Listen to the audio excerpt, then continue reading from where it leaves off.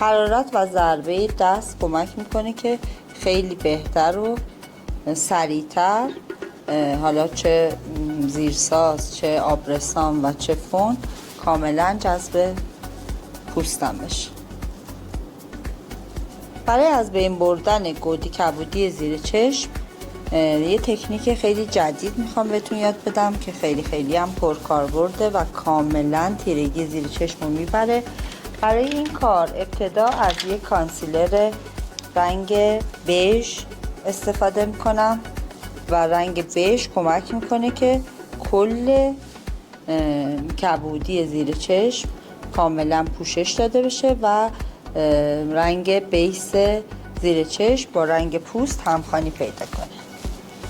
بعد با یه قلم بلندر به صورت ضربه‌ای فیدش میکنم. کانتور چربم رو روی گونه میزنم.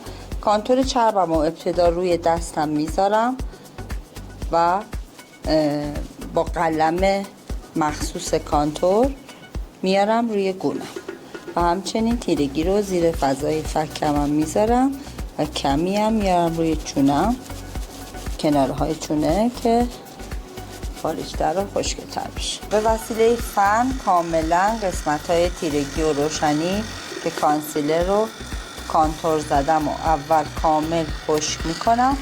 بعد چون اگر خشک نباشه وقتی که میخوام روش پنکیک تیره و روشن بزنم و کانتور خشک استفاده کنم کاملا کیکی میشه. وقتی کاملا خشک بشه استفاده از کانتور خشک خیلی راحت و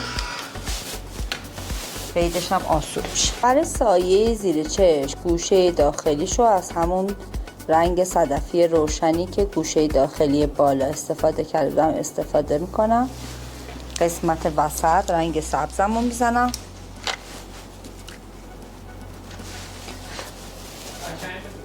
و گوشه خارجیش از رنگ مشکی برای فید و اضافه کردن تیرگی استفاده میکنم. برای گوشه داخلی دوباره از چسبم استفاده میکنم که میخوام یکم شاین و بولدتر باشه.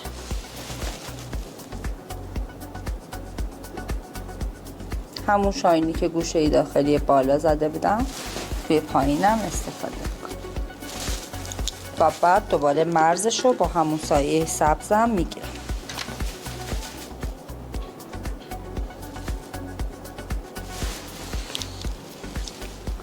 گوشه خارجیش هم کمی رنگ مشکی به رنگ سبزم اضافه میکنم. به وسیله قلم تیزتر تیرگی زیر چشممو به خط چش بالا به این شکل وصل میکنم. از پنکیک مک استفاده میکنم. قسمت های روشنمو به وسیله پنکیک روشن فیکس میکنم چون تو این تکنیک نمیتونم از پودر فیکس استفاده کنم.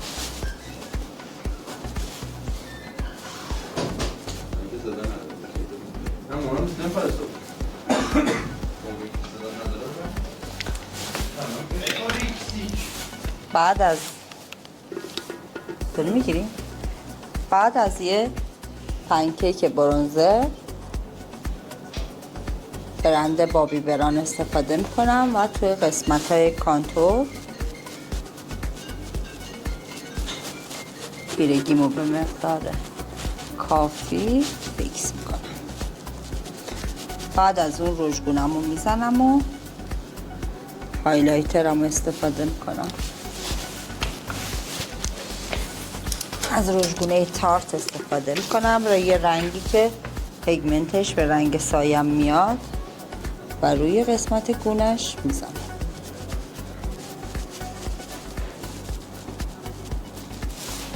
برای اینکه چهرش شادابتر بشه روی قسمت